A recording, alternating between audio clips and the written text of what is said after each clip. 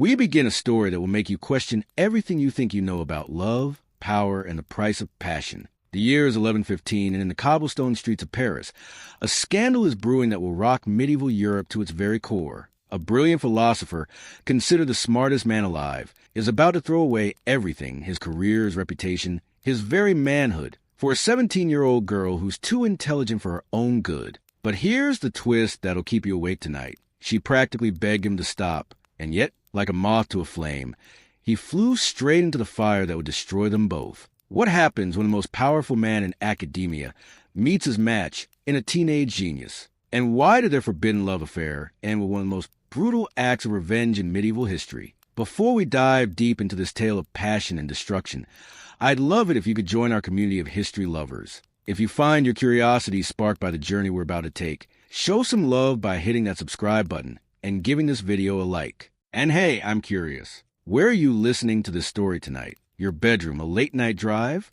And let me know what drew you to this medieval love story. Dim those lights, get comfortable, and let's step back in time to discover how one man's desire changed the course of history forever. October 1116 brought the kind of crisp autumn air that makes secrets feel impossible to keep. And on one particular morning, as golden leaves swirled through the streets of Paris, Heloise stood in front of her mirror and realized that her secret was about to tell itself. The pregnancy could no longer be hidden. Her body was changing in ways that loose clothing and careful posture couldn't disguise much longer. She and Abelard had perhaps 2 weeks, maybe 3 at most, before Canon Fulbert would notice what was happening to his beloved. It was time to run. The escape plan they had crafted was elegant in its simplicity. Abelard would leave first, claiming he needed to visit his family in Brittany on urgent business. Heloise would follow, telling her uncle she was going to stay with distant relatives in the countryside for her health. They would meet at a small inn halfway between Paris and Le Palais,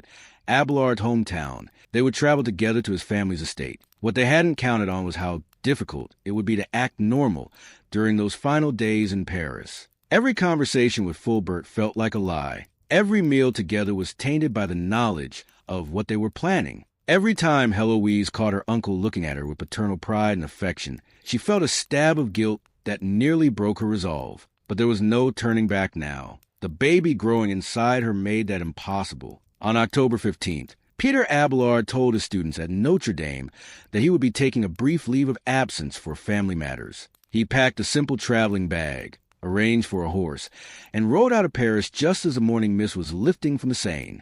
On a gray dawn that seemed to mirror the emotional weight of what she was doing, Heloise slipped out of her uncle's house while he was at morning prayers. She had left a letter explaining that she needed time in the country to recover from a minor illness and that she would return within a month. She had no intention of ever returning. The journey to their meeting place should have taken less than a day. But Heloise had never traveled alone before, and the roads between Paris and Brittany were notoriously dangerous for a young woman. She wrapped herself in a heavy cloak and pulled the hood low over her face, hoping to pass for a young man, or at least attract as little attention as possible. When she finally reached the inn where they had agreed to meet, she found Abelard waiting for her, pacing anxiously in the courtyard. The relief on his face when he saw her safe arrival was so profound that she almost broke down crying right there. "I was beginning to think you'd change your mind," he said, taking her hands in his. "Though I think my uncle suspects something. He kept asking questions about my illness that I couldn't answer properly." They spent that night in separate rooms at the inn,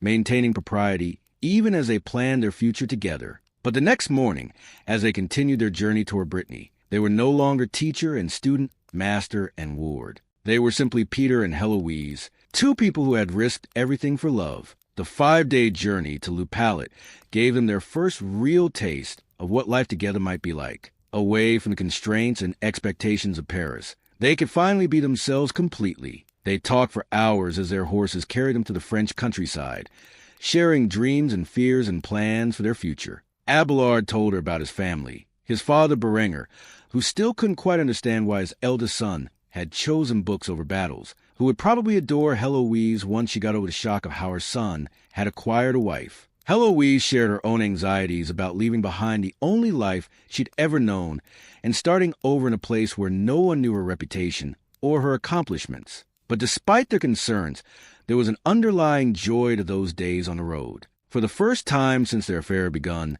they could touch each other freely, speak openly about their feelings, and plan a future without secrecy or shame. When they finally arrived at the Abelard family estate in Lupalet, the reception was everything they had hoped for and feared. Berenger was initially stunned into silence by his son's unexpected arrival with a pregnant young woman in tow. But once Abelard explained the situation, carefully editing some of the more scandalous details, his parents welcomed Heloise with warmth and acceptance. In particular, was delighted to finally have a daughter-in-law, and one who could match her son's intellect at that. She immediately began making plans for the wedding, the baby's arrival, and Heloise's integration into the family. The wedding itself took place in late October in the small chapel on the Abelard estate. It was a simple ceremony attended only by family members and a few close friends who could be trusted to keep the secret until the couple was ready to announce their marriage publicly. Standing there in that ancient stone chapel, watching Heloise speak her vows with quiet dignity and fierce determination,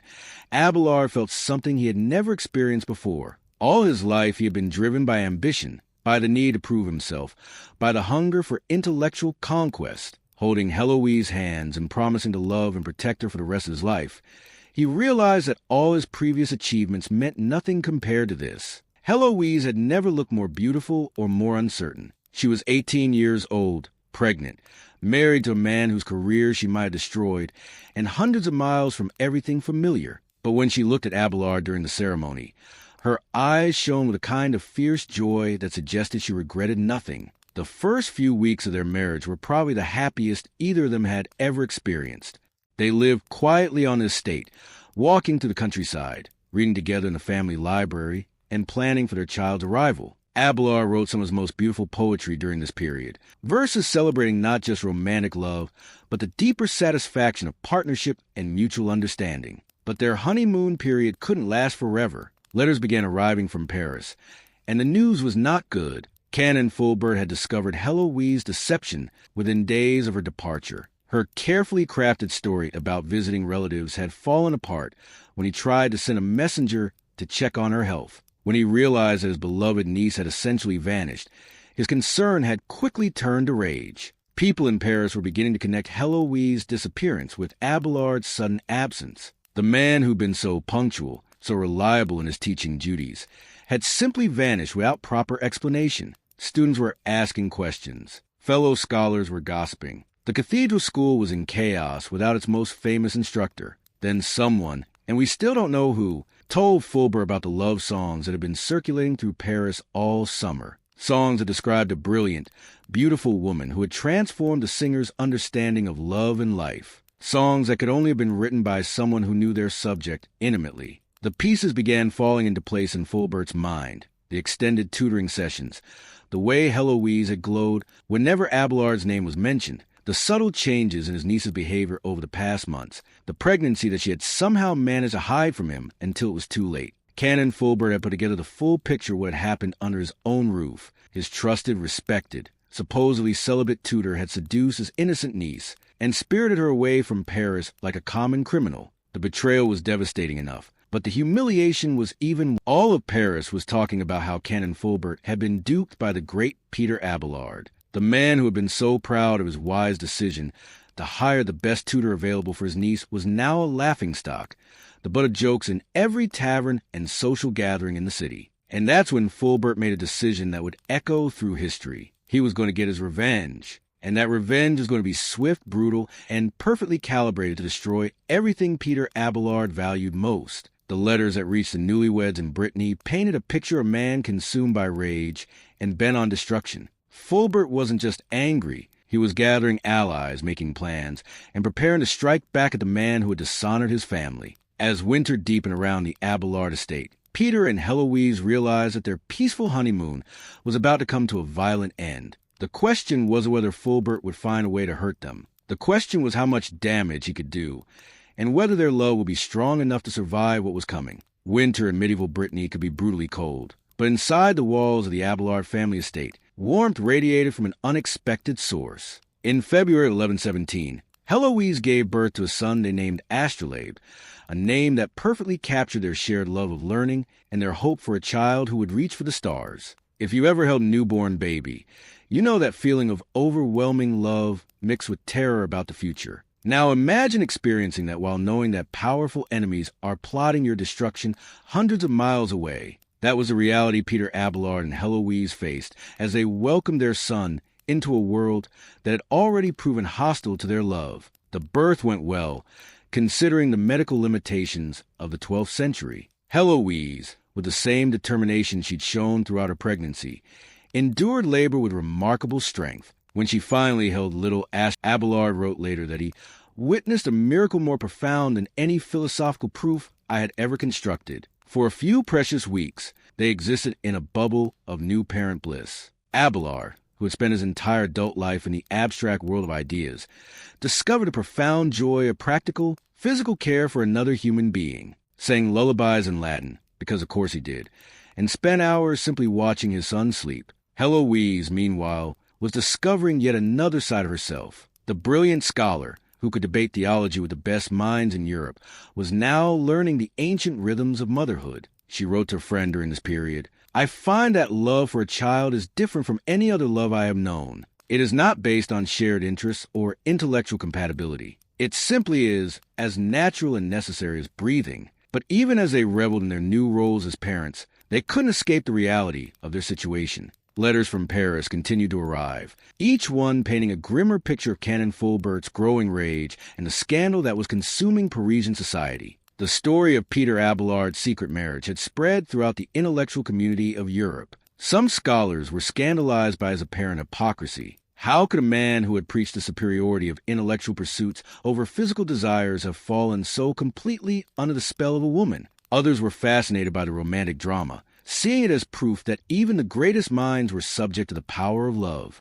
But for Canon Fulbert, the spreading story was a source of increasing humiliation. Every retelling of the tale made him look more foolish, more naive, more completely duped by the man he had trusted with his most precious possession, his niece's education and virtue. By March of 1117, Fulbert's letters to Brittany had taken on an increasingly threatening tone. He demanded that Abelard return to Paris immediately to face the consequences of his actions. He insisted that the marriage be publicly acknowledged, which would destroy Abelard's career at the cathedral school, where celibacy was effectively required for advancement. Most ominously, he began making threats about what would happen if Abelard continued to hide in Brittany. Medieval justice was harsh and often personal, and Fulbert had both the connections and the motivation to make Abelard's life very difficult. The couple faced an impossible choice. They could stay in Brittany, safe but essentially in exile, watching Abelard's reputation and career crumble from a distance, or they could return to Paris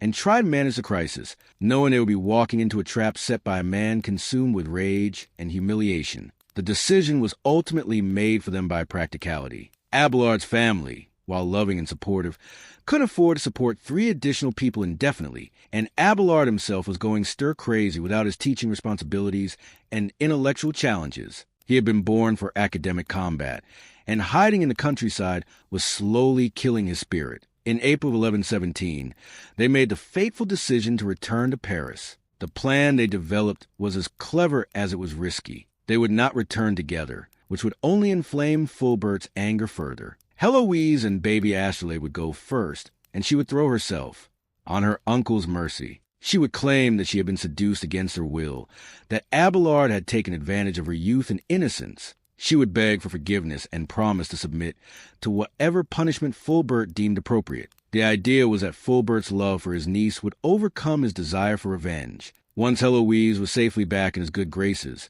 she could work to moderate his anger toward Abelard and possibly broker some kind of peace agreement. Abelard would follow a few weeks later, ready to face whatever consequences awaited him, but hoping that Heloise's intervention would have softened Fulbert's rage. It was a reasonable plan based on their understanding of Fulbert's character and his genuine love. What they didn't fully grasp was how much the months of public humiliation had changed him. Trusting uncle who had welcomed Abelard into his home no longer existed. In his place was a man whose wounded pride had hardened into something much more dangerous. When Heloise arrived at her uncle's house in late April, carrying her infant son, the reunion was nothing like what she'd hoped for. Fulbert received her coldly, barely acknowledging the baby, who was, after all, his own grandnephew. Instead of the emotional reconciliation she had expected, she found herself facing what amounted to an interrogation. Fulbert wanted to know everything. when the affair had started, how long it had continued, whether other people in Paris had known about it,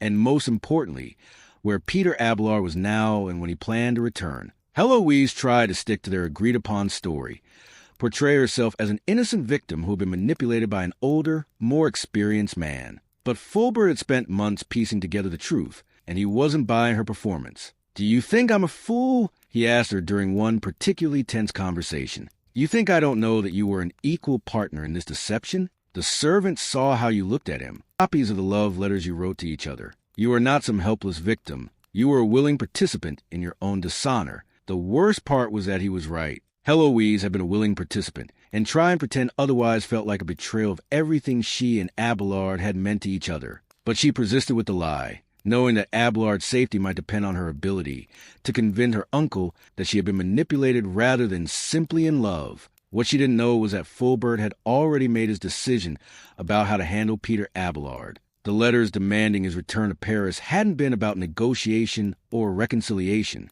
They had been about luring him back within reach of Fulbert's revenge. And that revenge, when it came, would be more brutal and more personally devastating than anything either Abelard or Heloise could have imagined. By May of 1117, Abelard could no longer stand the separation from his wife and child. Despite receiving increasingly urgent letters from Heloise warning him that her uncle remained dangerously angry, he decided to return to Paris and face whatever consequences awaited him. With the confidence of a man who had spent his life solving problems through reason and debate, that he could negotiate his way out of this crisis. He would apologize for the deception, offer to make whatever amends Fulbert required, and find a way to rebuild his reputation and his relationship with Heloise's family. He had no idea that Canon Fulbert had spent months planning a punishment that would ensure Peter Abelard never again had the power to seduce any man's daughter. A punishment so brutal and so permanent that it would echo through history as one of the most shocking acts of personal revenge in the medieval world.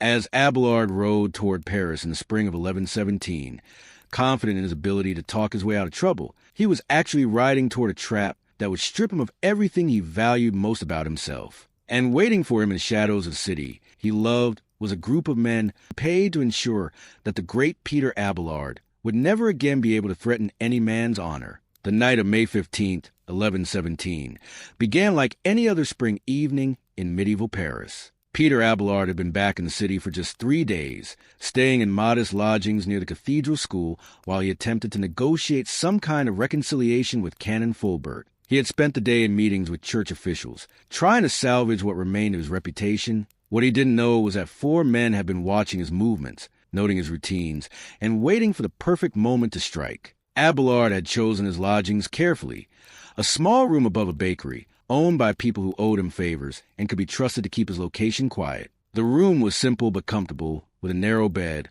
a writing desk, and a window that looked out over Seine. It was the kind of place where a man could think, write, and plan his next moves without interruption. But privacy, as Abelard was about to discover, could be a double-edged sword. He'd spent the evening working on a letter to Heloise, trying to reassure her that his negotiations with her uncle were progressing better than expected. Fulbert had agreed to meet with him the following day, which Abelard interpreted as a positive sign. He reasoned, if Fulbert was willing to talk, they could find a way to resolve this crisis like civilized men. What Abelard didn't understand was that the meeting had never been about reconciliation. It had been about confirming his location and his routine, giving Fulbert's hired men the information they needed to plan their attack. As Abelard was finally preparing for sleep, he heard footsteps on the narrow staircase leading to his room. This wasn't unusual. The building creaked and settled throughout the night, and other tenants often came and went at odd hours. But something about these footsteps was different.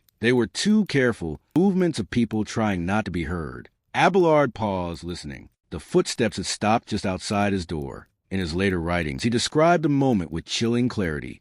I knew with a certainty that comes from pure instinct that death was waiting on the other side of that door. But I also knew there was nowhere to run. The attack, when it came, was swift and brutal. 4 men burst through the door, not common thieves looking for money, but professionals who had been hired for a very specific purpose. They overpowered Abelard before he could even fully understand what was happening, binding his hands and feet with practiced efficiency. What happened next is difficult to describe in detail, partly because of the graphic nature of the assault, and partly because it represents one of the most shocking acts of personal revenge in medieval history. Canon Fulbert had chosen a punishment that was perfectly calibrated to destroy everything Peter Abelard valued about himself as a man. In medieval times, castration wasn't just a physical assault. It was a complete destruction of masculine identity. For a man like Abelard, who had built his life around intellectual dominance and personal charisma, the psychological impact was even more devastating than the physical trauma.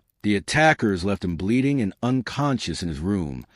Their message had been delivered. By dawn, news of the assault was spreading through Paris like wildfire, carried by the baker's wife, who had heard the commotion and discovered Abelard's broken body. The reaction throughout the city was immediate and intense. Even people who had criticized Abelard for his affair with Heloise were horrified by the brutality of Fulbert's revenge. This was savagery, the kind of barbaric act that had no place in civilized society. Church officials rushed to provide medical care, while secular authorities began investigating the attack. But everyone knew who was responsible, even if proven it would be difficult. Canon Fulbert had made no secret of his anger, and the precision of the assault left little doubt about its motivation. For several days, Abelard's life hung in the balance. Medieval medicine was primitive at best, and the trauma he had suffered would have killed many men. But somehow, whether through sheer will or divine intervention, the physical recovery took weeks, but the psychological impact was immediate and devastating.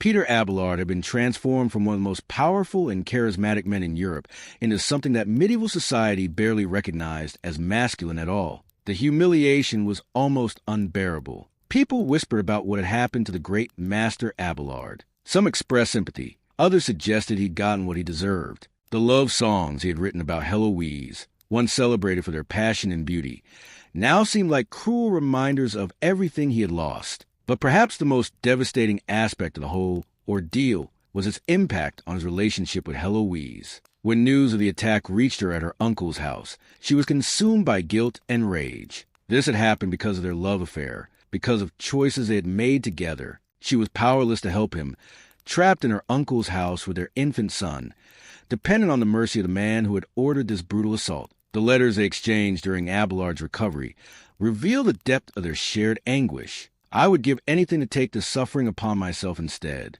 You have paid a price for our love that no man should have to pay, and I am tormented by the knowledge that I am the cause of your pain." Abelard's responses show a man struggling to maintain his sanity and his sense of self in the face of unimaginable trauma. "Do not blame yourself for what has been done to me. The fault lies with those who chose violence over reason, barbarism over civilization. What we had together was beautiful, and no amount of cruelty can change that truth." But even as he tried to comfort Heloise, Abelard was facing a terrible reality. His career at the cathedral school was over. No institution would employ a castrated man in a position of authority. His reputation as an intellectual giant was forever tainted by the circumstances of his downfall. Most importantly, his relationship with Heloise could never be the same. In medieval society, a castrated man was seen as fundamentally incomplete, neither fully male nor female, existing in a liminal space that made others deeply uncomfortable. The passionate physical relationship that had been such an important part of Abelard and Heloise's connection was now impossible. The children they might have had together, the normal married life they had dreamed of building, all of it had been stolen in a single night of violence. As spring turned toward summer, Abelard faced a choice that would define the rest of his life. He could try to rebuild some version of his old existence, accepting the limitations and humiliations that his new status would bring. Or he could make a radical break with his past and find an entirely new way to live. The decision he made would surprise everyone who knew him, including Heloise. But it would also set the stage for one of the most remarkable transformations in medieval history. Abelard as something entirely different from what he had been before. Canon Fulbert's revenge had been perfectly executed. He had destroyed his enemy's masculinity, his career, and his future. What he hadn't counted on was that sometimes when you break a person completely, they have the opportunity to rebuild themselves into something stronger than they were before. The question now was whether Peter Abelard had the courage and the wisdom to find meaning and purpose in a life that had been shattered beyond recognition, and whether his love for Heloise could survive a transformation that would separate them not just physically, but spiritually as well. 3 months after the attack that shattered his life, Peter Abelard made a decision that shocked medieval Europe even more than his scandalous love affair had. On a gray August morning in 1117, he walked through the gates of the Abbey of St. Denis and announced his intention The transformation was so radical, so unexpected that many people simply couldn't believe it. This was a man who had spent his entire career arguing for supremacy of reason over faith, who had challenged church authority at every turn, who had lived as though physical desires and intellectual pursuits could coexist without conflict. Now he was voluntarily entering one of the most restrictive religious communities in France. But here's what makes Abelard's decision so fascinating and so heartbreaking. It wasn't really about finding God. It was about finding a way to disappear. Think about it from his perspective. The man who had once commanded the attention of thousands of students, who'd been celebrated throughout Europe for his brilliance and charisma,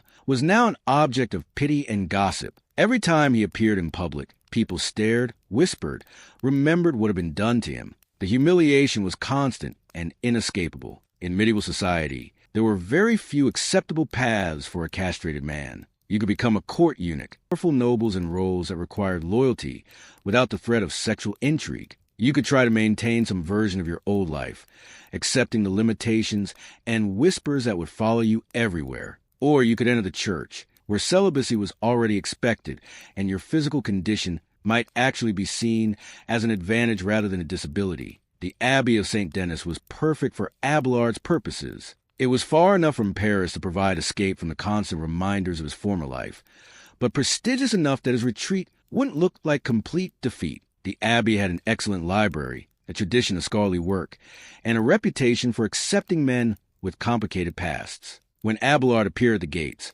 wearing simple traveling clothes and carrying nothing but a small bag of personal possessions, the monks who received him were initially skeptical. This was, after all, the famous Peter Abelard, a man known for his pride, his intellectual arrogance, and his recent spectacular fall from grace. Was he genuinely seeking spiritual renewal, or was he simply looking for a convenient place to hide? The process of becoming a monk in the 12th century was rigorous and demanding. Novices had to surrender all their worldly possessions, take vows of poverty, chastity, and obedience, and submit to a life of prayer, work, and study under strict supervision. For most men, it represented a complete transformation of identity, and it represented something even more radical, the chance to become someone entirely different from who he had been before. The physical aspects of monastic life were probably the easiest part of his transition. He had always been disciplined about his personal habits. Basic clothing and modest accommodations of the monastery were not particularly difficult adjustments.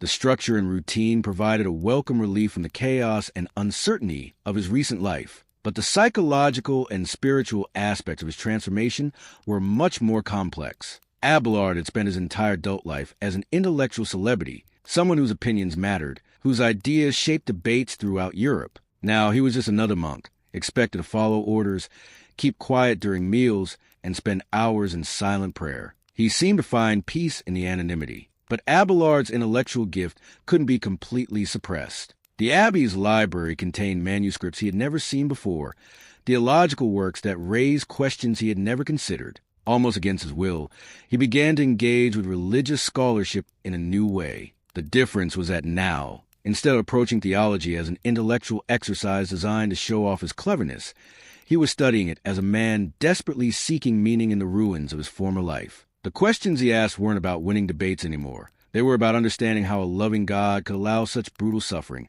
how faith and reason could coexist, how a person could find purpose after everything they valued had been stripped away. The question of what to do about Heloise was tearing him apart. She was still living in her uncle's house with their son, trapped in a situation that was becoming increasingly unbearable. Fulbert had gotten his revenge against Abelard, but his anger toward his niece hadn't diminished. He blamed her for the scandal that had destroyed his reputation, that followed him through Paris. The letters between Abelard and Heloise during this period reveal the depth of their shared anguish. I understand why you have chosen the path you have chosen, but it feels like a second death to me. I lost you to violence, and now I am losing you to God. I know I should be grateful that you have found peace, but I confess that your peace feels like my abandonment. Abelard's responses show a man torn between his love for Heloise and his need to protect himself from further emotional devastation. I cannot ask you to wait for a man who no longer exists, he wrote. The Peter Abelard you loved is gone,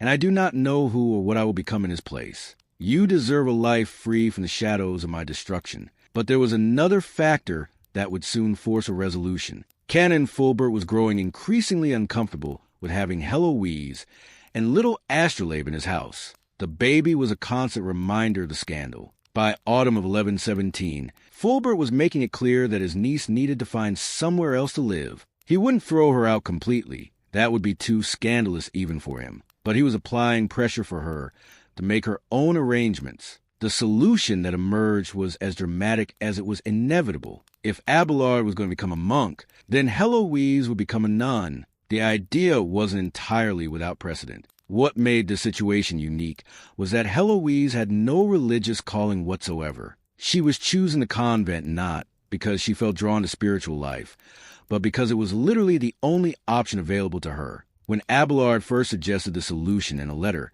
Heloise's response was immediate and devastating. "You asked me to take vows that will separate us forever, to dedicate my life to a God who has shown us nothing but cruelty, to pretend that I have found peace in prayer when my heart is still entirely yours. Do you understand what you're asking of me?" But what choice did she have? She was an unmarried mother with no independent means of support, living in a society that offered women very few options for an autonomous life. The convent would provide security for herself and education for Astrolabe. It would also remove her from the impossible situation with her uncle. It would allow her to maintain some connection to Abelard, even if that connection was mediated through religious vows and institutional separation. And so, in one of the most heartbreaking decisions in medieval history, Heloise agreed to enter the convent of Argenteuil, while their son Astrolabe would be raised by Abelard's family in Brittany. The two people who had risked everything for love were about to take vows that would ensure they could never touch each other again, never share a bed, never even speak privately without violating their religious commitments.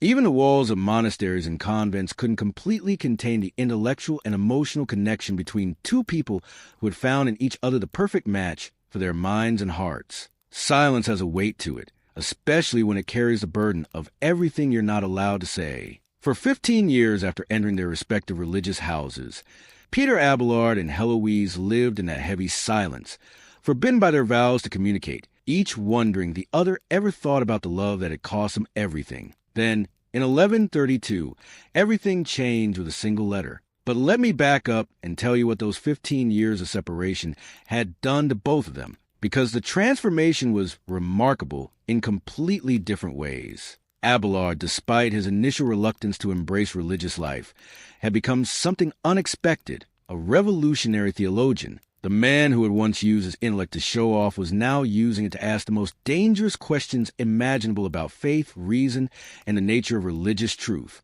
His most controversial work during this period was called Sic et non, yes and no, and it was basically medieval dynamite. Abelard collected contradictory statements from church fathers and biblical sources, then presented them side by side without offering easy resolutions. He was essentially saying, look, even the greatest religious authorities disagree about fundamental questions. Maybe we need to use our reason to figure out what's actually true. You have to understand how radical this was. Suggesting that reason should be used to examine religious doctrine was like suggesting that democracy might be better than monarchy. Technically possible to think, but incredibly dangerous to say out loud. The church hierarchy was simultaneously fascinated and terrified by Abelard's new approach. Abelard was also dealing with something that modern readers will find darkly amusing. He had become famous again, which was exactly what he'd been trying to avoid by becoming a monk. Students began seeking him out at the Abbey of St. Denis, eager to study under the legendary scholar who had supposedly found God after losing everything to love, which had expected a quiet, broken man who would pray and keep to himself, suddenly found itself hosting an unofficial university with Peter Abelard as the star attraction. The irony was thick enough to cut with a knife. Abelard had entered the monastery to escape his reputation, but his intellectual gifts were too powerful to remain hidden. But what about Heloise? Her transformation was even more remarkable and, in some ways, more tragic. The convent of Argenteuil had expected to receive a chastened young woman, grateful for the opportunity to atone for her sins through a life of quiet prayer and submission. They got an intellectual powerhouse who threw herself into religious administration with the same passion she'd once brought to philosophy. Heloise became the most effective abbess in the region, transforming Argenteuil from a sleepy religious house into a center of learning and economic activity. She established schools for young women, created innovative agricultural programs that made the convent financially independent, and developed a reputation for wisdom and practical intelligence that attracted visitors from throughout France. But here's what makes her story so heartbreaking. She did all of this while nursing a private anguish that never diminished. In her private writings, which weren't discovered until centuries later, she was brutally honest about her lack of religious calling. I take the sacraments because they are required. I pray because it is my duty. I lead these good women because someone must, and I happen to be competent at organization. But my heart remains unchanged. I am no closer to God than I was as a girl of 17, and perhaps farther away. The most painful part of her situation was that she had become genuinely respected for her religious leadership, while privately feeling like a complete fraud. She never stopped thinking about Abelard, never stopped wondering what had become the man she had loved so completely. But their vows and the scandal that had separated them made any contact impossible. In 1132, 15 years after they had been forced apart, Heloise received a letter that changed everything. It wasn't from Abelard directly. It was a copy of something he had written to a friend, a long autobiographical letter called Historia Calamitatum, or The Story of My Calamities. Knowing about her past connection to Abelard, had thought she might be interested in reading about his experiences. Imagine opening a letter and suddenly seeing your entire life story told from the perspective of the person you had loved most in the world but hadn't spoken to in 15 years. Abelard's account was honest, detailed, and devastating. He wrote about their affair with a combination of nostalgia and regret, describing it as the greatest happiness and the greatest mistake of his life. He analyzed their relationship with the same intellectual rigor he brought to theological questions. But what struck Heloise most powerfully was his tone. He wrote about their love as something that belonged to the past, something it moved beyond in his journey towards spiritual enlightenment. He expressed gratitude for the suffering that had led him to God, suggesting that their tragedy had ultimately been a blessing in disguise. For a woman who had spent 15 years privately mourning what they had lost, this perspective was both illuminating and infuriating. Heloise sat in her private chambers at Argenteuil, reading and rereading Abelard's letter, and realized that she had a choice to make. She could continue her life of dignified silence, or she could break 15 years of imposed separation and tell him exactly what she thought about his convenient religious resolution to their earthly love. She chose to write back. The letter she composed was one of the most remarkable documents in medieval literature, a work of devastating honesty and emotional power that challenged everything Abelard had written. You write as though our love was a mistake that you've been fortunate to overcome. You speak of gratitude for the suffering that separated us, as though God arranged our tragedy for our spiritual benefit. But I must tell you honestly, I feel no such gratitude, nothing about what we shared, and I mourn every day for what was taken from us. She went on to dissect his religious interpretation of their story with surgical precision. If God had wanted them to find spiritual truth, surely there had been gentler ways. She challenges apparent peace with their separation. You write as though you have found in God a love that surpasses what we shared. Have you truly found divine love? Or have you simply convinced yourself that earthly love is inferior because it was taken from you? When Abelard received her letter, his carefully constructed spiritual peace was shattered completely. The woman he thought he had successfully relegated to his past was very much alive, unchanged and unconvinced by his religious transformation. The correspondence that followed would become one of the greatest exchanges of letters in literary history, a philosophical and emotional exploration of love, loss, faith, and human connection that still resonates today. When Abelard read Heloise's letter, he experienced something he hadn't felt in 15 years, complete emotional honesty from the person who knew him best. Her words stripped away every comfortable lie he had told himself about finding peace and spiritual fulfillment. She'd seen right through his carefully constructed religious persona and called him out with the precision of a master surgeon. His response, when it finally came, was unlike anything he had written during his years as a monk. Gone was a detached philosophical tone. In its place was something raw, honest, and deeply human. You ask whether I have truly found divine love, or simply convinced myself that earthly love is inferior because it was taken from me. The question haunts me because I fear you may be right. I have spent 15 years building a fortress of religious rationalization around the simple truth that losing you nearly destroyed me. What followed was a correspondence that would span nearly 3 years and produce some of the most beautiful and psychologically penetrating letters in human history. These weren't just love letters. They were philosophical explorations of the deepest questions about human nature. Heloise wrote with the passion and intellect that had first captivated Abelard, now refined by years of practical experience. She challenges theological conclusions, not just emotionally, but intellectually. "You claim that God arranged our suffering to lead us to spiritual truth," she wrote in one particularly devastating passage. "But this suggests either that God is cruel enough to use innocent people as instruments of punishment, or that our love was so sinful it required divine intervention to stop it. I reject both conclusions. Our love was the most pure and honest thing either of us had ever experienced. If God punished us for it, then perhaps we need to question our understanding of God." This was dangerous territory. In medieval times, questioning divine justice could be considered heretical. But Heloise was more interested in truth. Abelard found himself intellectually energized in a way he hadn't been since their original tutoring sessions.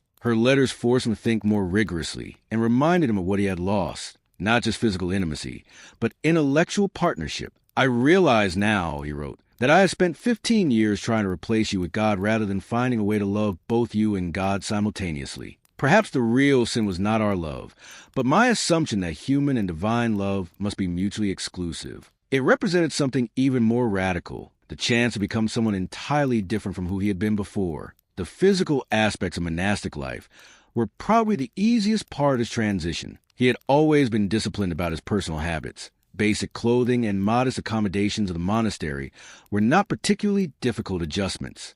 The structure and routine provided a welcome relief from the chaos and uncertainty of his recent life. But the psychological and spiritual aspects of his transformation were much more complex. Abelard had spent his entire adult life as an intellectual celebrity, someone whose opinions mattered, whose ideas shaped debates throughout Europe. Now he was just another monk, expected to follow orders, keep quiet during meals, and spend hours in silent prayer. He seemed to find peace in the anonymity. But Abelard's intellectual gift couldn't be completely suppressed. The Abbey's library contained manuscripts he had never seen before, theological works that raised questions he had never considered. Almost against his will, he began to engage with religious scholarship in a new way. The difference was that now, instead of approaching theology as an intellectual exercise designed to show off his cleverness, he was studying it as a man desperately seeking meaning in the ruins of his former life. The questions he asked weren't about winning debates anymore. They were about understanding how a loving God could allow such brutal suffering, how faith and reason could coexist, how a person could find purpose after everything they valued had been stripped away. The question of what to do about Heloise was tearing him apart. She was still living in her uncle's house with their son, trapped in a situation that was becoming increasingly unbearable. Fulbert had gotten his revenge against Abelard, but his anger toward his niece hadn't diminished. He blamed her for the scandal that had destroyed his reputation, for the whispers that followed him through. The letters between Abelard and Heloise during this period reveal the depth of their shared anguish. "I understand why you have chosen the path you have chosen, but it feels like a second death to me. I lost you to violence, and now I am losing you to God. I know I should be grateful that you have found peace, but I confess that your peace feels like my abandonment." Abelard's responses show a man torn between his love for Heloise and his need to protect himself from further emotional devastation. "I cannot ask you to wait for a man who no longer exists," he wrote. "The Peter Abelard you loved is gone,